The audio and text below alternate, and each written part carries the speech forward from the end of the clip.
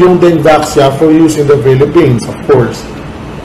However, hindi siya agad na-deploy kasi noong December 28 or about 5 days.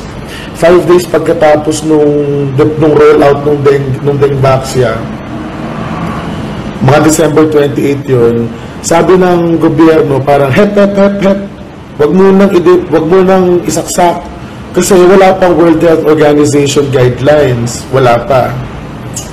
So ngayon, ang presumption doon, maghihintay ng World Health Organization guidelines. Kasi karaniwan yun lahat ng mga bagong gamot, merong guidelines, merong mga parang, ganito gagamitin yan, ganito mga contraindications, ganyan. Kailangan i-release muna yun. Ang problema, eto na.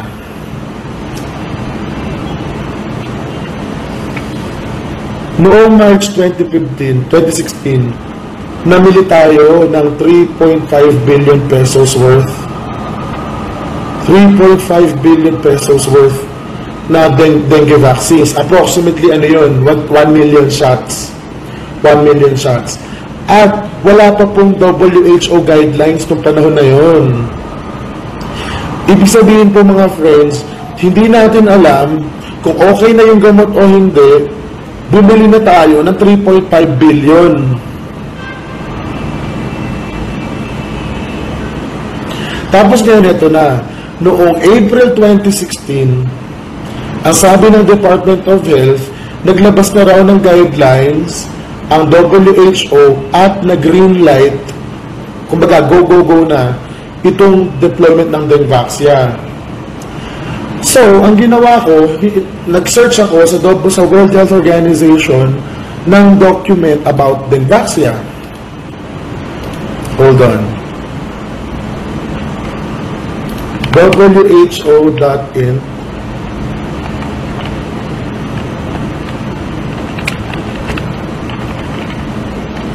/ eto, SAGE meetings, April 2016. Dali lang hintayin ko lang mag-load.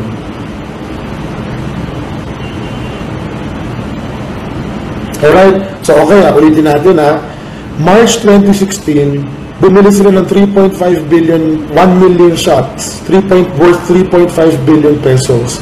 Kasi parang ang isang shot, pagka yung bumili ka ng Pacquiao, 3.5 lang. Pero kasi yung dengue vaccine, binibenta daw ngayon sa Watsons, 4,000 per shot.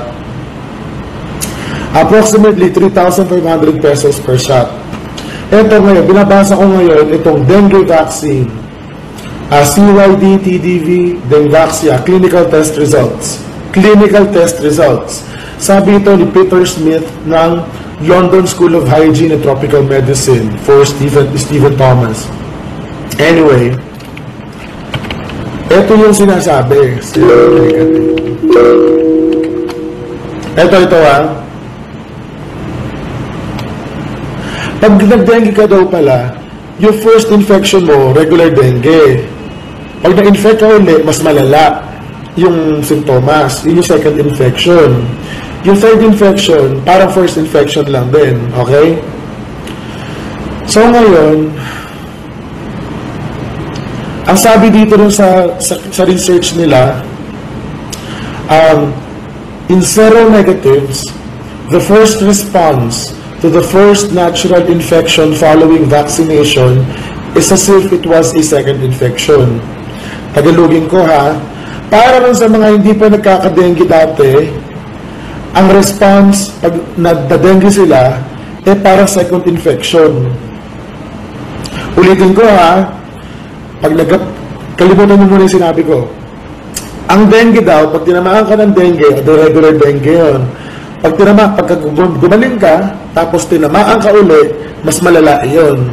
Tapos pag gumaling ka na sa pangalawa at tinamaan ka uli, para lang rin yung una. Alright? So, ang kiniiwasan sa dengue, yung pangalawang infection, dahil yun yung matindi daw yung sintomas. However, itong April 2016 na study na to, na mismo naka-publish sa World Health Organization na sinabi, pag hindi ka pa tinatamaan ng dengue, ang response mo, pag naturukan ka ng dengue vaccine, ay parang pangalawang dengue mo.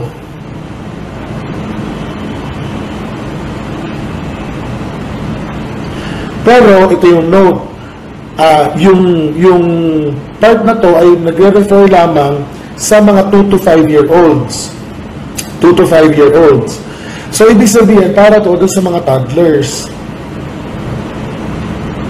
So, ngayon, ang tanong, kanino ba ni-roll out yung Dengue sa Pilipinas?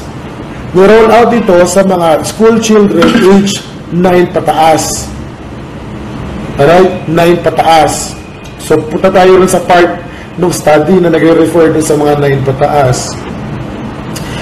If the increased risk is independent of age, children 9 years old and above who are vaccinated when seronegative, ibig sabihin hindi ka pa nagkakadengue, could be at an increased risk. Yung mismong study na ginamit na basis ng WHO report, basahin ko children 9 years old and above who are vaccinated when seronegative, i.e. hindi pa sila nagkakadengue before, could be at an increased risk. Ito yung fine print. Data to inform this are very limited from the trial. Data to inform this are very limited from the trial. So in short, hindi pa confirmed. Hindi pa confirmed sa trial na safe siya para sa mga 9 and above. Sabi to, the immunogenicity subset for which serostatus at vaccination is known is small. And there are very few children included who were 9 years of age and seronegative. So in short, mga friends, hindi nila tinest para sa mga 9 years old and above. Hindi nila tinest nung Sanofi, hindi nila tinest dun sa mga 9 and above. Tapos binigay natin dun sa mga 9 and above. Ang masakla pa po dyan, dun sa mga 8 and below, dun sa mga 5 and below, nung tinest natin, masama yung lumitaw.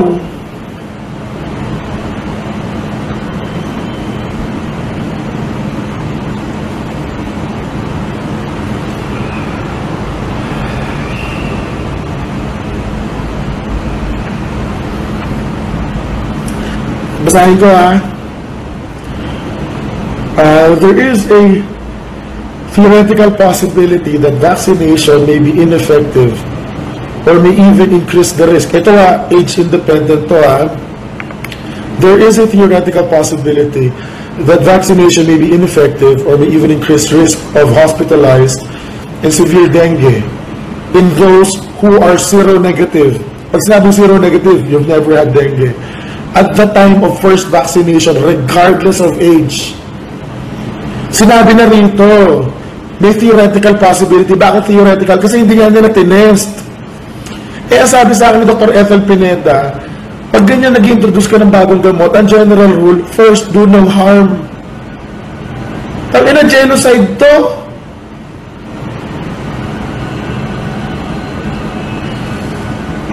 Tapos, ito pa yung fine print.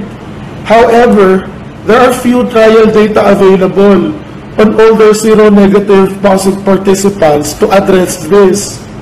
Ulitin ko po dun sa report the trial population, the immunogenicity subset, is small.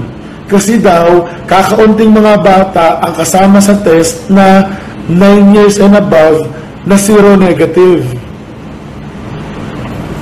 So ito bottom line yung Dengue, pag tuturok mo, dalawang klase yung population. Seropositive, seronegative. Pag sinabing seropositive, seronegative. Pag seropositive, ibig sabihin nun, tinamaan na sila ng dengue dati. Pag seronegative, hindi pa sila nagkakadengue, wala silang dengue virus sa dugo. Yung pong itong dengue, maganda siya para doon sa mga tinamaan na ng dengue before. Alright? Or doon sa mga may presence ng dengue virus, doon sa mga may presence ng dengue virus na wala pang ulang sintomas. Kasi may mga ganon, mga malalakas na resistensya.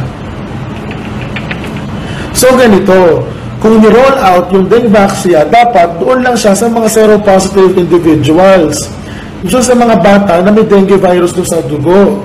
doon dapat sila binigay. Hindi dapat binigay doon sa hindi pa tinatamaan ng dengue. Eh, ang problema, paano mo malalaman? Tinanong ko kay Dr. Ethel Pineda, paano mo malalaman na hindi na seronegative or seropositive yung bata? Sabi daw, mag-immunoglobulin test ka. Immunoglobulin test. Yung immunoglobulin test, tuturukan yung bata, kukunan ng dugo, tapos check nga kung may ganun-ganon. Ang tanong, sigarin ba, yung Department of Health ba, nag-immunoglobulin test bago nila i-register doon, i-administer yung mga gamot?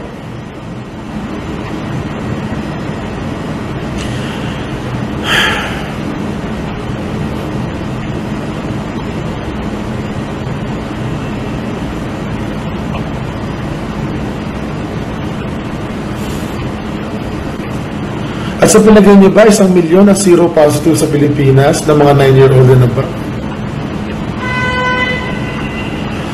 So ito, anyway, so bumili sila ng, December, remember ha, wait, official,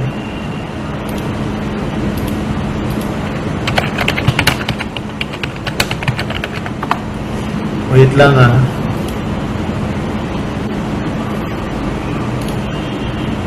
wait lang, mahalaga to.